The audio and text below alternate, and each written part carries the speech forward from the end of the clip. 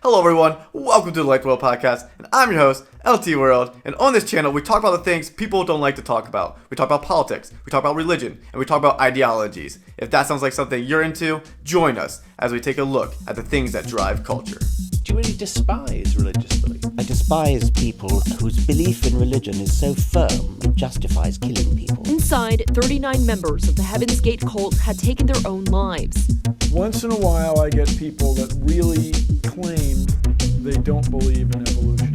And my response generally is, well, why not? We can't even begin to describe a living creature in anything resembling precise terms. Where do the laws of physics come from?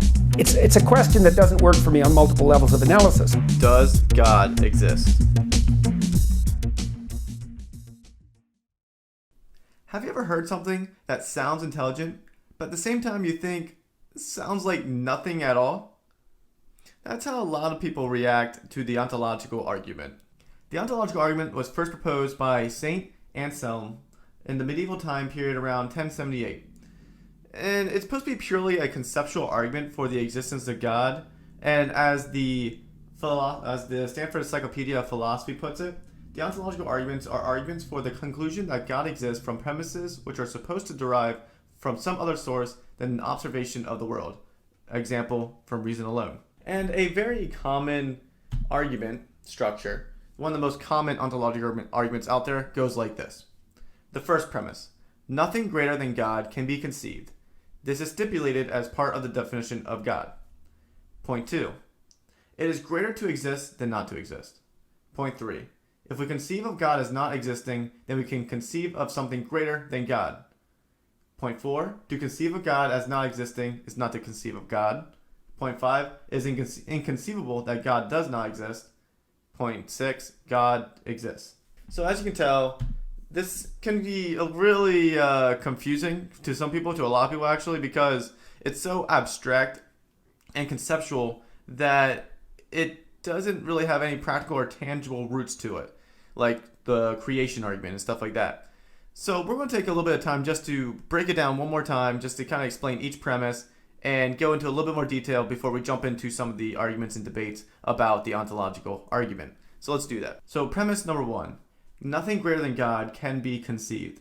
This is a definitional thing. This would mean that God must be the most perfect, most greatest being within the universe. There can be nothing above him or greater than him. There can be nothing more powerful, nothing more loving, nothing more charitable. So that's why often God is described as omnipotent, omnipresent, omniscient, all these things, all these omnis, because he must be, by definition, the most perfect and greatest being morally and powerfully and in all attributes.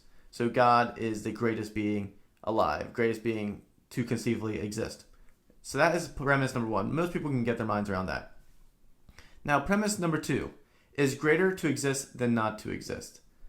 So, again, this one's pretty straightforward in of itself. It's combining some of these individual premises that can get confusing. But to exist is better than not to exist. An existing umbrella is better than a not existing umbrella. It's kind of the idea. So, to exist is better than not to exist, which leads us into premise 3. If we conceive of God as not existing, then we can conceive of something greater than God.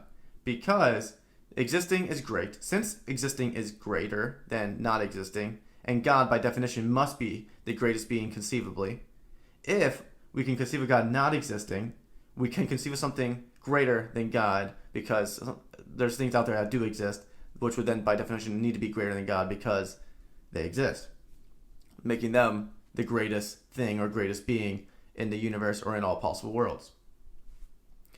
So this is leading us down a train of thought here, which leads us into premise 4. To conceive of God as not existing is not to conceive of God. However, if we can conceive of God not existing, we are not conceiving of God at all. We are conceiving of something that's not even possible, because by definition, God must be the greatest being. So God must be the greatest being, premise 1. Premise 2, existing is better than not existing, or existing is greater than not existing. Premise 3, if we can think of God not existing, then we can think of something that's greater than God, making that the most maximally ultimate being, which in a way you're still making that to be God of the universe. Which leads us into premise 4, to not be able to conceptualize God existing is not to even think of God, because something will become God in its place definitionally by becoming the greatest being and thing in the universe, if we're trying to say that God does not exist because other things exist. which leads us into point 5. It is inconceivable that God does not exist because definitionally it doesn't make any sense. There will be a greatest being, there will be something greater out there, which leads us into point 6. God therefore must exist because you can't conceive of anything greater than the conception of God, the most ultimate, most powerful being out there, the most loving being out there, who, since existing is greater than non-existing, must exist. That is how the argument goes. It can still be really abstract and confusing. Hopefully I did my best to kind of explain and bring the points together. But we'll see if we can flesh it out even further as we go through some other arguments and rebuttals about this argument. But that is the 6-point argument in a nutshell. One of the earlier skeptics who kind of disagreed with the ontological argument and gave his reason for it was Immanuel Kant, an Enlightenment thinker, who didn't like the ontological argument because it used existence as a quality, kind of like 10 fingers or being loving. Kant thought that was circular. You can't use existence as a attribute because all things by definition need to exist. And the whole point of an argument for God's existence is to prove that he exists. So you can't use a definition or a character of God being existence, saying God exists and therefore saying that proves that God exists by saying that God necessarily needs to exist isn't an argument. It's circular. You're using the conclusion as the premise. So Kant didn't really like the idea of using existence as a quality or an attribute. He didn't think it fit within the same realm. A philosopher that agrees with Immanuel Kant and who used an analogy to get her point across is Rebecca Goldstein, which I've referenced to before in the past. Now, I'm going to read directly from her words to give you an idea of what she thinks, and she agrees with Immanuel Kant as far as her reasoning goes. If you really could treat existence as just part of the definition of the concept of God, then you could just as easily build it into the definition of any other concept. We could, with the wave of our verbal magic wand, define a trunicorn as a horse that has a single horn on its head and, premise B, exists. So if you think about a trunicorn, you're thinking about something that must, by definition, exist. Therefore, trunicorns exist. This is clearly absurd. We could use this line of reasoning for anything. So that's kind of her little analogy using unicorns to show how absurd or weird the ontological argument can be because it's using existence as a quality rather than as something else separate from a quality. And she believes this could be used to argue in the case for anything if we just definitionally say it must exist or definitionally say it must be great because of its existence. I think her analogy or her example is pretty good. I think it could use some refining to make it stronger because the main premise of the ontological argument is that God is great, the greatest being, and a unicorn by definition is not the greatest being, so therefore may not necessarily need to exist because it doesn't need to be the greatest being, and existence is an attribute that must make a being the greatest. So I think her argument might fall a little bit short in that case because unicorns, again, by definition, aren't the greatest. They would then become God if they are the greatest. However, I think her argument could be refined to make a stronger point if worded sort of like this. I'll give you kind of my little example of her unicorn sample. I can conceive of unicorns, and they are greater than regular horses. Since regular horses exist, and unicorns are conceivably better than horses, and it's greater to exist than not to exist, unicorns must exist since horses exist. That would be kind of a similar line of reasoning. If I can conceive of something greater than a horse, and a horse exists because we know it exists, by definition, and because I can conceive of something greater than that anything I can conceive of greater than a horse must be able to exist. That is sort of the kind of, I think, a stronger analogy or stronger point because it's using a layering sort of pattern. However, there is a theistic philosopher, William Lane Craig. He's a professor of philosophy at Houston Baptist University, who finds the traditional sort of ontological argument compelling despite these sort of rebuttals. And he kind of modifies the ontological argument a little bit, but remains with the main 6 premises read. So he takes the unicorn example from Rebecca, and he challenges it on the basis of possible worlds. Now, William Lane Craig defines possible worlds as follows. A possible world is just a way the world might have been. It's a complete description of reality. So a possible world is not a planet or a universe or any kind of concrete object. It's just a world description. The actual world is the description that is true. Other possible worlds are descriptions that might have been true, but are not in fact true. So his sort of rebuttal about the unicorn example is that unicorns could possibly exist in some worlds. Here's a clip of him talking about this idea that unicorns could possibly exist in some worlds. To say that something exists in some possible world is to say that there is some description of reality which includes that entity. To say that something exists in every possible world is to say that no matter which description is true, the entity will be included in that description.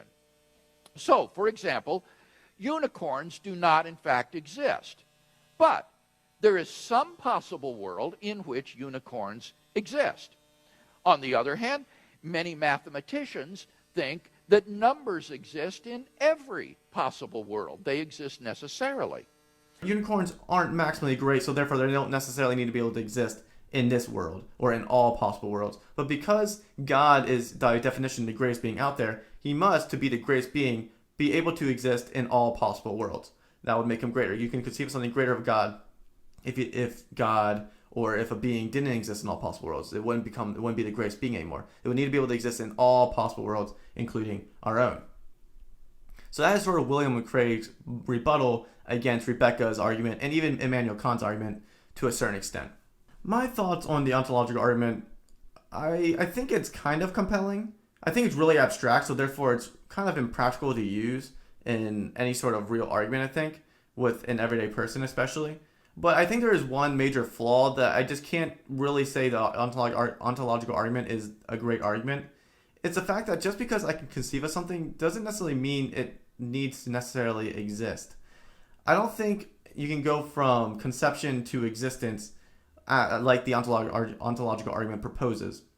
Just because I can conceive of something doesn't mean it exists now. It doesn't mean it now comes into existence.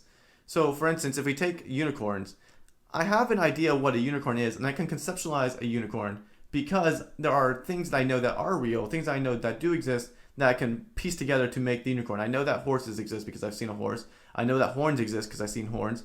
I know that flying is a possibility because I've seen things fly. And therefore, I can combine these qualities together on things that I already know to conceptualize and imagine something that doesn't exist using qualities that I can observe. Likewise, I can observe many things that I would attribute to God. So things like love, power, intelligence, stuff like that. Things I can observe, things I can notice in the real world that I could piece and patch together to make something ultimate or something great. And I can conceive of it, but that doesn't necessarily mean now it exists. Just because I can conceive of something or piece something together doesn't mean it by necessity needs to exist. So that is sort of my biggest hang up with the ontological argument. I'm less concerned about existence being a quality and more concerned with the jump from conceptualizing something to actual existence. I don't see how you can make that jump. So that is my biggest hang up with the ontological argument. Although I do think it is a good argument from the standpoint of possibility, I don't necessarily think it gets you all the way there like it tries to. So that's sort of my take on the ontological argument. Let me know what you think in the comments below, and let me know what your thoughts are as far as the ontological argument goes. So thank you for listening, guys. Thank you for tuning in, and hopefully you guys keep going out there and light the world. If you would like to learn more about how to light the world, subscribe to whatever podcast platform you're listening to and follow along, because we would love to have you, and we continue to cover topics like this down the road, and you can grow in your understanding and in your knowledge of these different important topics that we deal with every day. You can also follow me on Instagram and Twitter. On these outlets, I ask questions, I run polls, people can DM me, and I'm going to do some more special content on there anyway. So definitely follow along there and join the Light the World community. And you can also subscribe to my YouTube channel if you like video content, and I post some extra videos on there occasionally. So follow along, join the community, and we're going to have a good time learning more about the important topics of life.